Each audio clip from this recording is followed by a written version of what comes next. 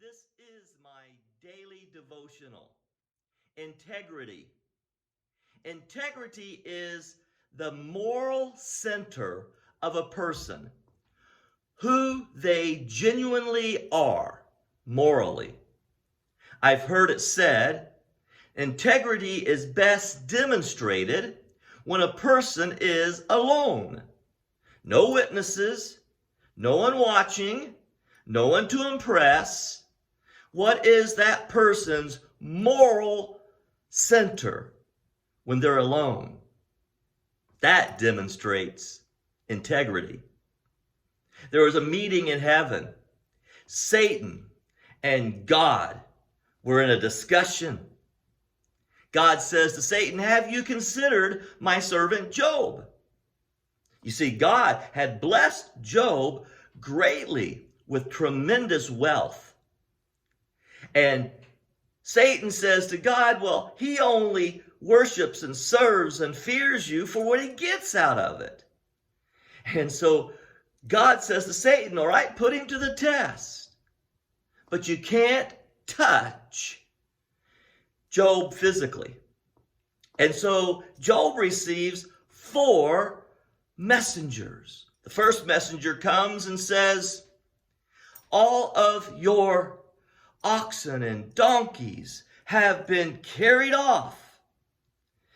Another messenger came and said, fire has fallen from the sky and burned up all of your sheep. Another messenger came and said that all your camels have been swept away. And then finally a 4th messenger came and said, your 7 sons and 3 daughters were all partying, and a wind came and knocked the house down, and they're all dead. At this, Job got up and tore his clothes and said, naked from my mother's womb, and naked I will depart. The Lord gave, the Lord has taken away. May the name of the Lord be praised. And so even in all this tremendous loss, Job was still worshiping God. Now, another meeting has come about in heaven. That's the beginning of chapter 2, verse 1. On another day, the angels came to present themselves before the Lord, and Satan also came with them to present himself before him. And the Lord said to Satan, where have you come from? Satan answered the Lord, from roaming around the earth and going back and forth in it. Then the Lord said to Satan, have you considered my servant Job? There is no one on earth like him. He is blameless and upright, a man who fears God and shuns evil, and he will still maintain his integrity, though you incited me against him to ruin him without any reason. Skin for skin, Satan replied. A man will give all he has for his life, but stretch out your hand and strike his flesh and bones, and he will surely curse you to your face. And so Satan here is now compromising the original plan. You can take all he has, can't touch Job, and he'll still fear me and worship me. Well, once that occurs, all his wealth has been taken away. Now Satan is moving it up, pushing the envelope a little further.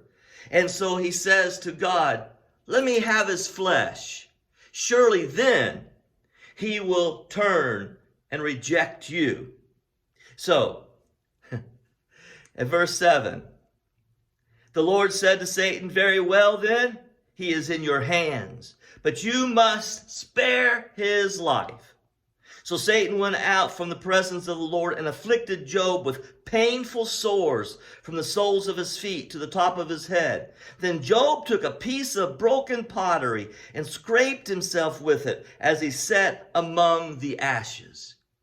And misery, the pain of these sores, and now he's scratching them with the broken pottery, trying to get some relief. Job's own wife said to him, are you still holding on to your integrity? Curse God and die."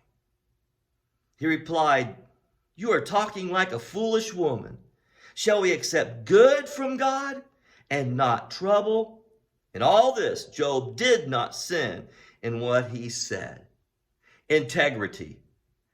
God had said he still maintains his integrity. Though you incited me against him to ruin him without reason, he still held on to his integrity. And now his own wife says, "Are you still holding on to your integrity? Curse God and die." Folks, at the end of the day, at the end of our lives, all we've got left is our integrity. Who are we genuinely at the core of us in our relationship with God? God bless you. Good day.